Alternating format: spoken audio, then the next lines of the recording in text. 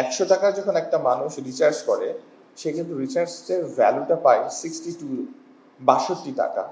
38 টাকা কিন্তু ট্যাক্সে চলে যায়।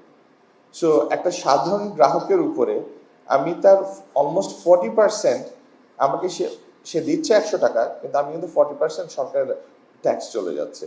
সো এই জিনিসটা সাধারণ গ্রাহককে আমরা আরো কি করে সুবিধা দিতে পারি এবং এই ট্যাক্স রেটটা কি করে কমায় আনতে পারি, বাট ইকোসিস্টেমের ওভারঅল ইম্প্যাক্ট আমরা কি করে বাড়াতে পারি, যে সরকার যেন রাজস্ব না হারায়, but in the same time যেন সাধারণ গ্রাহকের আর একটু বেটার বেনিফিট পায়, এই জন্য আমরা চেষ্টা করতেছি।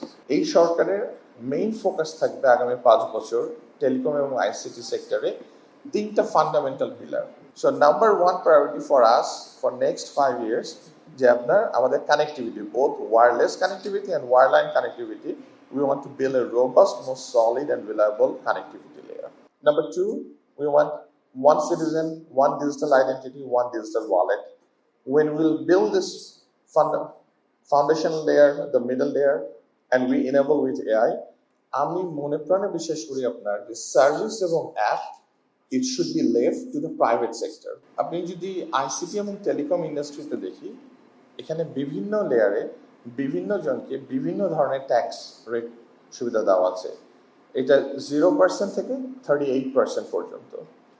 বাংলাদেশে হোলিস্টিকলি Bangladesh is one of the highest telecom tax rate in the world, 38%.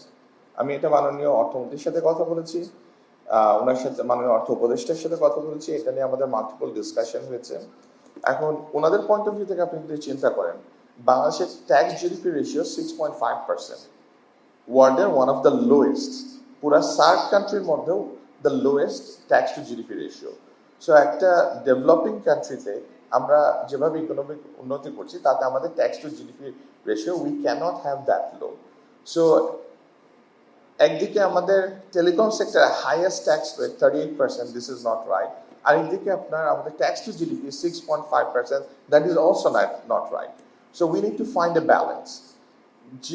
যে সেগমেন্টে আপনার 0% ট্যাক্স দিচ্ছে হয়তো সেটা অ্যাপ্রোপ্রিয়েট না, আবার যে সেগমেন্টে 38% ট্যাক্স দেওয়া হচ্ছে সেটা হয়তো অ্যাপ্রোপ্রিয়েট না। So we are looking into এই বাজেটে আপনার যে কি করে how do you bring a equilibrium, যেন কোনো একটা স্পেসিফিক সেগমেন্টের উপরে আমরা এক্সট্রাঅর্ডিনারি প্রেশার যেন না দিই, আবার কোনো একটা স্পেসিফিক সেগমেন্টকে আমরা যেন কোনো আলাদা পার্সোনাল প্রেফারেন্স কিংবা বেনিফিট না দিই।